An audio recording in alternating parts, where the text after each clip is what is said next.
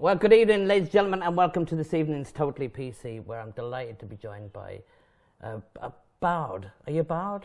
I'm not bard. You're not bard yet, anyway. I'm not bard, no. You could be after those jokes. I could be, yes. Ladies and gentlemen, it's my pleasure to introduce to you Alan Fullard. How are you doing? Alan, where are you from? From Birmingham, UK. And here you are in Ireland. Yep. On a promotional tour, isn't it? On a promotional tour, doing a few radio interviews, doing some good stuff with yourselves.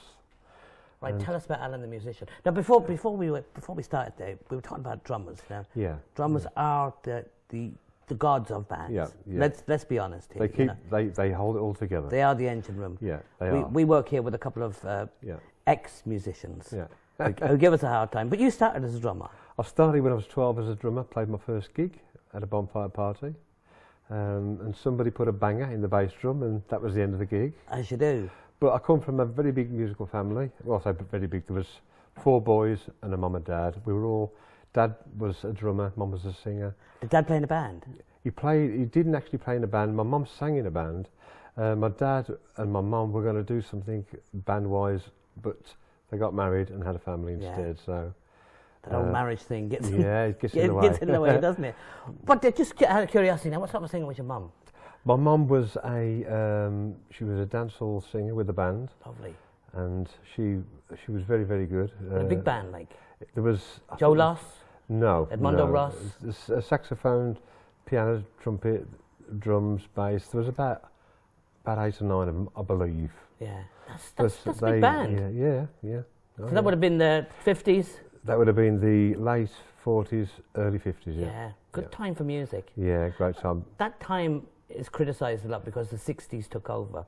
But for me, that time is a great time for music. Yeah. People, it's not like now. No. Where it's a USB stick and everything. I know. I've lost track with it, to be honest, Paul. I mean, I'm still. I mean, the 70s, the 80s, 60s, 70s, the 80s. That's the time. Great era for me, and I was, Well, tell us about Alan now. Tell us about starting off. Can you remember what the song was you played on the drums? I'll tell you, I can. Tell me the year. Tell me the year. The year was 67. The year was 67 that I was doing the bonfire party. Right, so and it was... The song was... Something in the air. No. House of the Rising Sun, I swear. Paul, I'm telling you. House of the Rising Sun, and bang. Bass drum, bonfire party, end of gig. Blew it up. Yeah. That was your first song to play? That's not an easy song. No, it's kind of a blues shuffle. Yeah. Keeping it in there. But then you went to the dark side. Yeah, Mum taught me to play piano, and I had lessons on piano and Hammond. I was, Hammond, growing up, yeah. And when I was 15, I was taught to play guitar by Clifford T. Ward. Oh, come on, Home Thoughts from Abroad. Then. Right. Well, Clifford T. Ward, that came about because I was taking part in a musical workshop in Redditch by me, and Clifford T. Ward was one of the teachers there, and he was a lovely guy. And I'm left-handed, so I play. Clifford taught me to play right-handed, but I used to just, when he weren't looking, I used to just turn it around and play upside down, like I do. He's one of the great unsung he was English songwriters, isn't he? Yeah, he was fantastic. A couple of classic songs. Yeah. Gay was his big hit. Yeah. That was the big one. And Home Thoughts from Abroad. Yeah. Which, it's like a poem. Well, sadly, Paul, I wasn't that familiar with his stuff, because when I was having lessons off him, I mean, I was one of, there was about 7 of us, I think, in the class. But he was... was he a star at that time? He was quite big, yeah. But I was sort of, I wasn't developed to... Is this where the hair came from? He had hair like mine. Exactly, bright blonde hair and stuff like that. Yeah. But come on, Alan, tell us more. So you joined the band then? Yeah, I was... Were you rocking and rolling now? Because this bit sounds... No, I was just getting my stuff together. I joined a band called Le Argo in the... I suppose it would be the mid-70s. And we were talking about Mud... this was progressive. You were doing prog rock? Oh yeah, original material. Emerson, Lake and Palmer.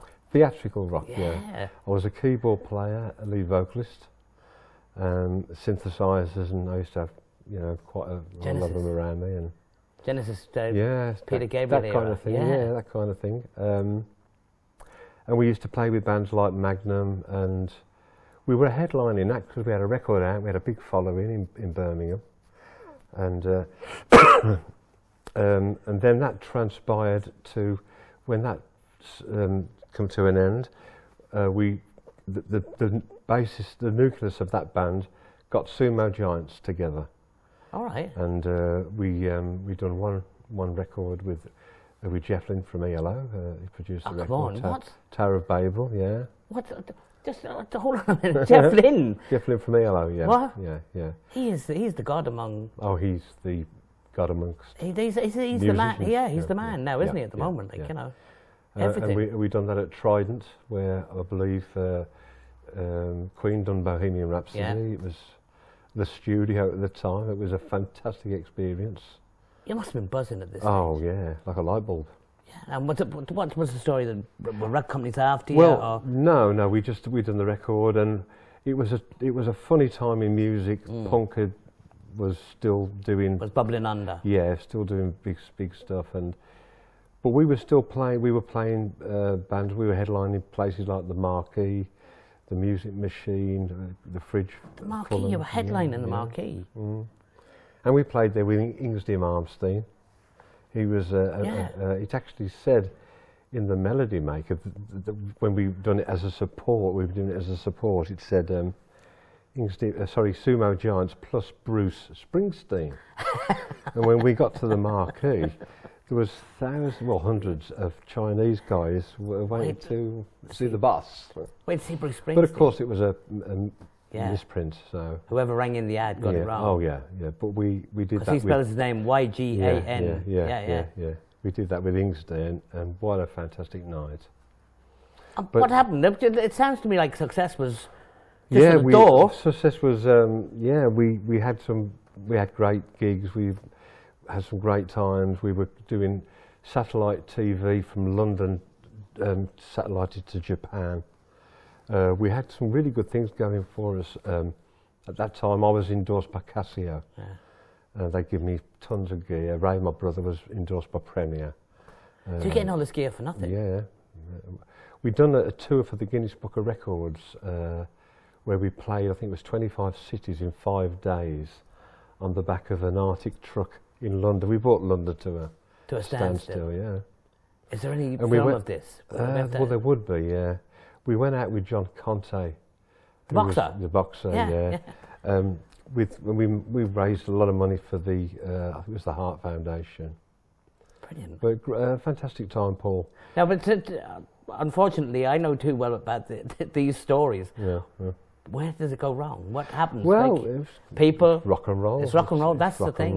It's rock and roll. And you've got to keep on, haven't you? Yeah. You've got to. And when that came to an end. Did it end or did it fizzle out? Sorry? Did it end or did it just fade away? Well, it sort of fizzled out, and I thought, well, I've got to move on here. So we all thought we had to move on. Yeah. So I then joined a band called Honeybus, and they had Hold on, I know this. Can't Let Maggie Go. Yeah, that's the one. Are you on that? No, that wasn't. I wasn't an original member. Yeah. That was in the 60s. Yeah. But I joined them for 2 years and toured with them for 2 years as lead vocalist, keyboard player. Remember that song, that She Flies Like a Bird, the Nimble advert? Yeah. I'm older than I look. You're nearly as old as me. And we done the 60s conventions in Bognor with the Searchers, the Trogs, Dave D. Dozy, Beaky Mick and Titch. Oh, the legends. Spencer Davis Band, yeah. That's where I met the great Reg Presley. Yeah, Trogs. Yeah, lovely guy. Yeah, the legend. He was a legend. He was an absolute legend. And if anybody's watching and doesn't know about the Trogs, you've got to, if you go on YouTube, I don't know if it's on YouTube, the Reg Presley tapes. Yes, he's them in the studio. Yeah. Have you heard that? Them arguing. Yeah, yes. It's anybody that's been involved in music that works in the studios has to listen to it because it's just it's what goes on. Absolutely, and it's not exaggerated. It's how it was. It's how it is. It's not how it is now. It's machine. It's one man. Yeah, in a bedroom. In a bedroom somewhere. But with that, you see, it's like it's like lads. Yeah. When you get them together and that's exactly how it was. And the secret of being in a band is you can be yourself with everybody. Well, I've always said that being in a band, I've been very fortunate because the bands that I've been with, and everyone's been, we've always had the camaraderie, and that's the most important thing. It's like family. Yeah, because they are your family on the road. They are, because you get to that degree where you can say absolutely anything. Yeah. Like you would to your brother or any member of your family. Well, my brother actually, Ray, plays with the band that I've got now in the UK, and Ray's always been with the bands that I've been with. So you've been together. Together. Sumo Giants. So Ray's is really an important part of my life, and my brother, I love him. So Man. I love my band, I love what I do. But now I'm a singer-songwriter. I've got a couple of albums out, and promoting this new album in my own way. Right, well, hold on now. We'll take a break here. We're going to introduce this song for us now. And there it is. Okay. Well, this is a song off my first album. It's called America. I filmed it in New York. I sort of written it as I was coming across backwards and forwards from the States. I won a Sky TV award for it a couple of years ago as Best New Song. On Sky TV? On Sky TV, yeah. Man. So, and this is on my first album, and it's called America.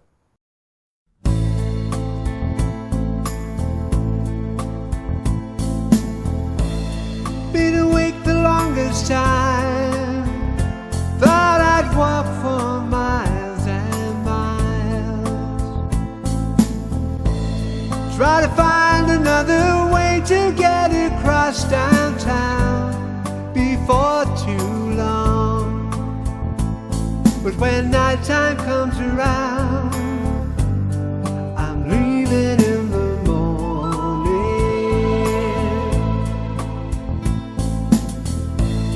Coffee shop, the paper's his, making use of time there is. Never found a way of telling where I'm coming from or where I've been. But when the nighttime comes around, I'm leaving in the morning. America, I've been and seen and had the dream and loved it all, but now it's time to leave you, miss you, one and all. You know it is America, you're everything and more.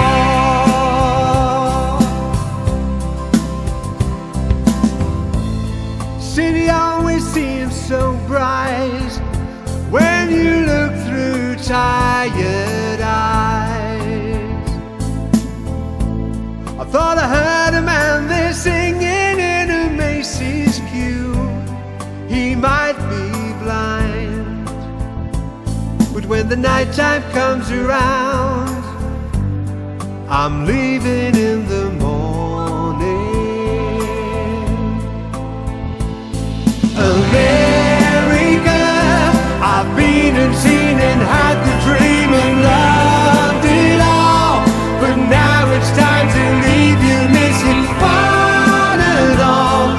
You know it is America, you're everything and more.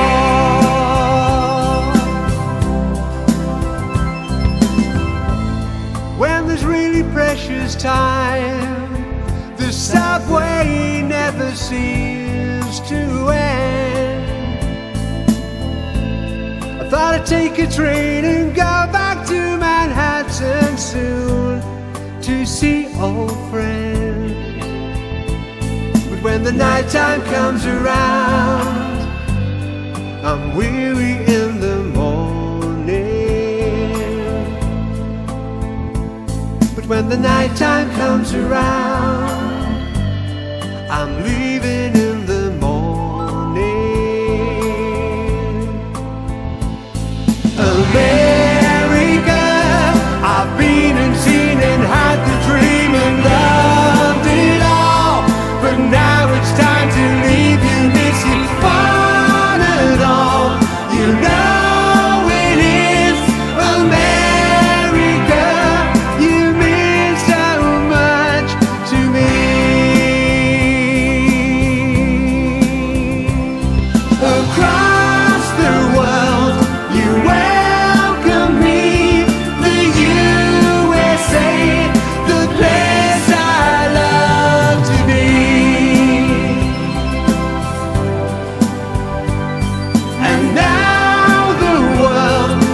truth speaks free. America, you mean so much to me.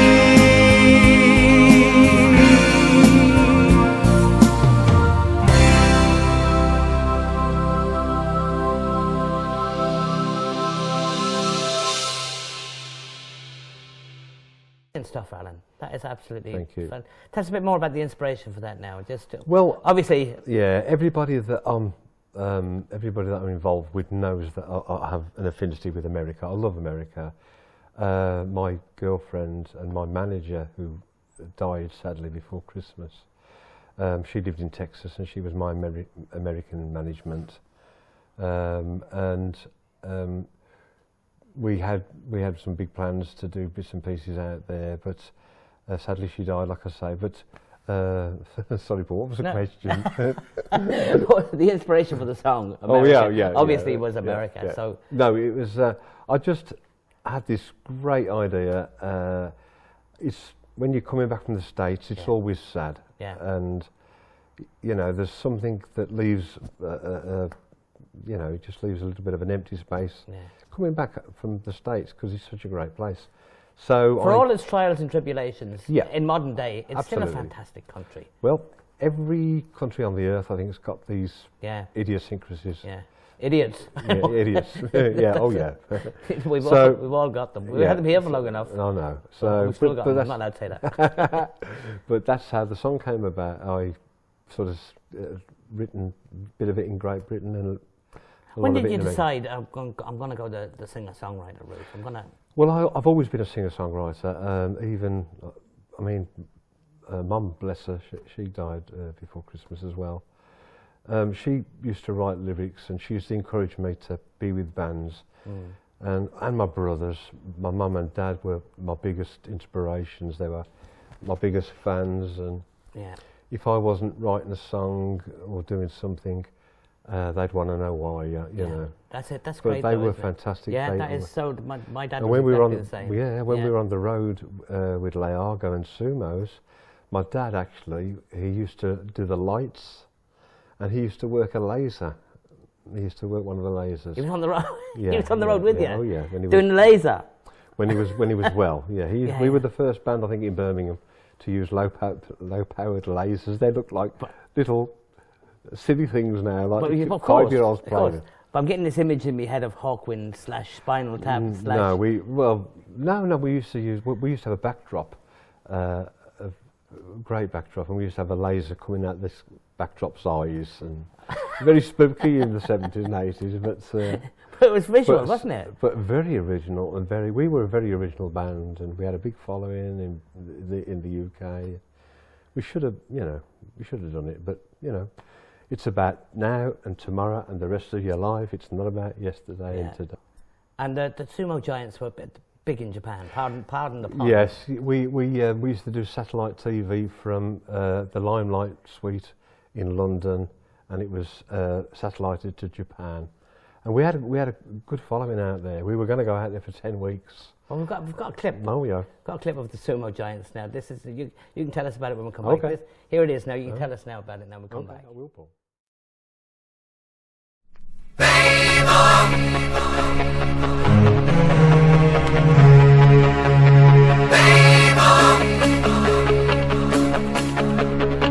We built it tight to keep our love in. We built it high and built it strong.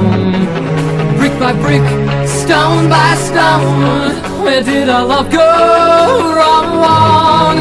We built it tight to keep our love in. Strong and dark to keep out the storm.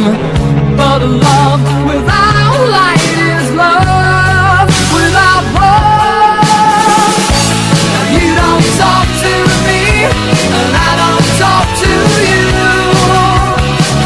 Like another language, girl, how do I get through? It must be the tower, it must be the tower, it must be the tower, it must be the tower.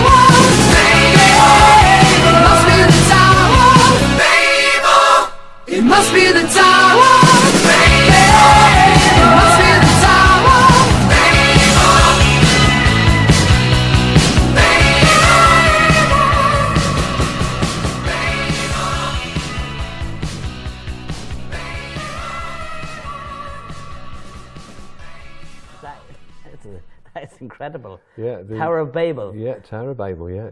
That's even a Spinal Tap type title. I know. It's fantastic, though. Yeah. It is because, like I said to you when we were talking earlier before, the Spinal Tap thing, anybody that's in a band, that is what it is. Yeah. You know, you have your laughs and things go wrong and things go right. And it was characters. Yeah. Tell us about that video. Well, that video was shot by a guy called Phil Millership in Birmingham. We did a lot of it at the university. There's a lot of live footage as well from the. I think it was with some. I think it was the Limelight Suite. I forget now, but it was. We were trying to go for a controversial, because the Spinal Tap thing was very inspiring, but so was the stuff that was going on video-wise of the day. And it was Queen, you know, as opposed to the ABBA. Exactly, yeah. Which is, we you know, there was a similarity to ABBA as well, but we were very much our own thing doing. But it was very theatrical then. Yeah. Everything was way. And it was performance. It was theatrical music. You got performance value out of it, and it was a bit arty, and it was very very significant at the time. You know. Was it a great time? It was a fantastic time. I loved playing with the Sumos. I loved playing with Le Argo, and it was I think the most important part of my life professionally, playing with bands, because we were like a family, and it was. But as I said a minute ago, Paul, it's about today and tomorrow what I'm doing, because we've all got a past, and we've all got a future, God willing. And your future now is what you're doing now. Yeah, hopefully. Yeah, I'm talking about with Pete Ware, who produces my first 2 albums. Who's a great guy and an absolute genius producer. He's worked with he works with Charlie Lansborough, and he's just done Kathy Crinion's new album. So, but we're talking about doing a 3rd album and maybe a live album as well. Last week we headlined a gig in London, the Troubadour. Yeah. And the week before we were playing the Americana Festival, which we had on the main stage. We had a great gig at Chris Jackson's Americana in Loughborough, and we're there. Loughborough, next year we'll be there, God willing. That's fantastic, isn't it? You know, and how would you categorise your music as Americana or? Well, we're melodic rock, a little bit of country. We do a little bit of country. The new album's got couple of country songs on and a couple of big ballads. I've heard it, and it sounds amazing. But thank you. I remember talking to Howard about it before, and I was saying in my head, who does he sound like? Yeah, I know. Well, there's been 1 or 2 comparisons, but everyone's got, because we do something for everybody on the album. There's going to be comparisons. What's the big one? What does everyone say? He sounds like. I've heard people say, David Essex, Phil Collins, Peter Gabriel. Peter Gabriel, yeah. And a bit of Steely Dan. Steely Dan. I can hear Steely Dan on that album. Yeah. And that is something, to sound like Donald Fagen and Walter Becker. No, these were, thank you, Steve. Thank you very much. These are great. That's vodka. What happened there? Just call me Ollie Reed.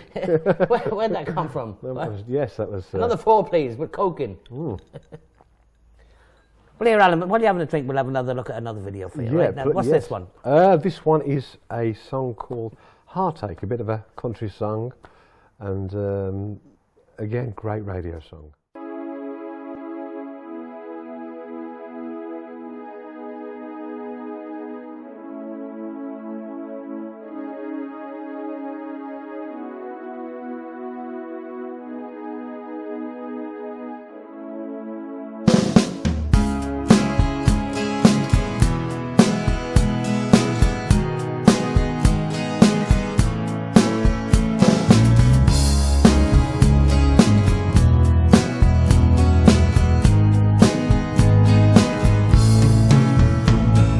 Took her away, now there's nothing to say. Well, you really must know what I mean. Was one of the crowd, therefore crying out loud there, you really don't know where I've been. We know what you're thinking, I'm so tired of fading away. We never were wrong, just so weak, not so strong, what a shame. She hits like a train, don't know where to begin. Such a shame when two hearts beat as one. It's hard to say no when she can't let you go. Still you know you just gotta go on. You know what you're thinking, you're so tired of sinking this way. We never were wrong, just so weak, not so strong, what a shame. But some days there's only heartache. It makes your heart break again. There's some days it only partakes, but when your heart breaks, it's pain. The heart made for you, still she broke yours in two. Gone the love that you both thought so strong. You're wearing the shirt that you know makes you hurt, but you'll wear it with pride from now on. Now tears are so heavy, the rivers we cried run away. So sad and so empty, so stop now and live life again. But some days there's only heartache. It makes your heart break again. There's some days it only partakes, but when your heart breaks, it's pain.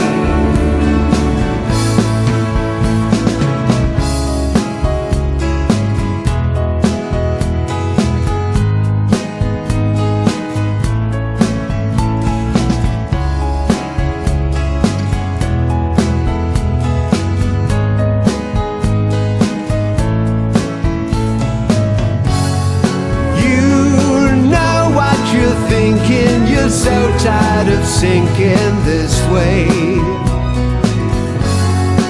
We never were wrong, just so weak, not so strong, what a shame. But some days there's only heartache. It makes your heart break again. There's some days it only partakes, but when your heart breaks, it's pain. But some days there's only heartache. It makes your heart break again. There's some days. Heartache. Yeah, great song. Great song. Yeah, yeah. That was actually filmed in Malaga. Yeah. Yeah, yeah. Well, you're not roasting. No, it's actually. I was actually under the weather when I did the couple of videos, but you know, I just finished the recording all the vocals on the album, which I recorded in Malaga with Pete. But it works. It works, doesn't it? Oh, it works. Yeah. It works. But yes, it was a fantastic location. Yeah. But how do you, do you decide yourself? You say, right, we've got to Malaga, make this video. Well, Pete Ware, the producer who works, he got a studio, a beautiful studio in Malaga, at Parrot House, and Pete and I, we worked so well together. The first album was done out there, and it was only fitting that the second album be done out there, and we had a fantastic time. Brilliant. And we worked really well together. Pete really likes my songs as a songwriter. And Pete's such a great producer. He's very clever. When you're gigging in England, Alan. Yeah. What sort of a circuit do you do? Because I know there's a huge. Yeah. At the moment. Yeah. There's a huge kind of country thing, and the folky thing is huge as well. Yes. But you would fit in between that, wouldn't you? You'd be more. Well, with a pop vein as well. Yeah, we cross over a bit, a little bit of country, big ballads, a bit rocky. We do just. Well, the Troubadour, we played the Troubadour last week, and we did a little bit of a rocky set as well, and it went down. America went down brilliant as well. Of course, yeah. We finished with America, and then we did an encore. Did you have a full band then? We had a 6-piece, yeah. 6-piece? Yeah. You better name them, come on. Yeah. They're looking at the camera and say hello to the lads. Hi guys, Ray Fullard on drums, Sally Smith on backing vocals, David Carter guitar and vocals, Alan Cooper, Mike Paris on bass, Simon Cheetham on guitar and vocals, myself and Ray, my brother, on drums. We had a great night. Let me just say that Mike Paris on bass was standing in for our bass player, right, Alan Cooper, who was very poorly at the time, and Mike Paris very kindly stood in on bass. And went on the road, so to speak. On the road, yeah, and done a great job. But now Alan's recovered and he's back rehearsing, and we'll. Good stuff, good man, Alan. It's good to have you back, Alan. And good luck on the road, and stay on the road. Yes. That's what if you stay on the road, you'll be all right. I love you when you tell me, Paul. Sally? Sally Smith, yeah. Sally Smith. Fantastic singer, lovely girl. And with 5 guys? With 5 guys. 5 guys named Mo? Yes. Well, Sally, I hope you're doing okay, and I hope they do look after you over there as well. Yeah, she's doing brilliant. She's doing brilliant. And now, if you go on the road, if you go on tour, would it be with the whole band? Would it be well... Will you bring the band to Ireland, so to speak? We at some point, absolutely. At some point, because we don't know, because there's hopefully another album going to be happening. We're working in the UK doing bits and pieces. There's some Sky stuff that we're going to be filming as well in the UK as a band. So, but I love being in Ireland. Yeah. And I can't wait to get over here with the full band. It'd be fantastic. When would that happen? Do you know? I would hope that it would be in maybe by sort of October. Brilliant. Maybe so. But if not October, Paul, very, very definitely early next year. Fantastic. Who played on the album? Who played on the album? Because I'm convinced that it's only musicians that read that tiny print. Yeah. It's only us that go, look at that. Who's that? What's that? Well, we had a guest on the new album. We had Yaz Evans. Oh yeah. Who did the backing vocals with Alicia Lane, and Yaz had a huge hit with The Only Way's Up. Yeah. Still going. 2 years ago. Oh yeah, fantastic. Will she be on the road with you? She's not on the road with us, sadly. I wish. No, you have enough in the band. You have to pay all the other ones first. Yeah, I know. But you do what you do to get a great sound, and of course when you're on the road, it's live, and it's you're on the edge, and it's brilliant. You feed off the adrenaline, and it is. It's. Yeah. Oh, you know, because you're. When it's good, it's great. But you've got to be ready for that. Well, yeah, it's always I mean, we at the moment we're not doing tours, but we will be working, doing the university and the college gigs a bit later on. Yeah. Do you find there's a bigger circuit in England? it's opening up again now as we speak. I think so too. Yeah. It used to be fantastic. Yeah. In the 70s and the 80s, it was. Before the Fairlight computer came along. The Fairlight computer, before the Fairlight computer. Oh, I know all about the Fairlight. That was a game changer, wasn't it? You know, it was a game changer, and I mean, it still is. To be honest, it turned the music business from, you know, the analog thing, if you like, to the digital downloads, and you can, you know, do a demo now on your phone. Oh, absolutely, yeah. And that's it. got a smartphone. But bands are back. Yeah, bands are back. Vinyl's back. Yeah. Friends of mine are coming back from America with all this fantastic vinyl. Yeah, and kids have taken up on the vinyl. Yeah. I used to love vinyl. Yeah.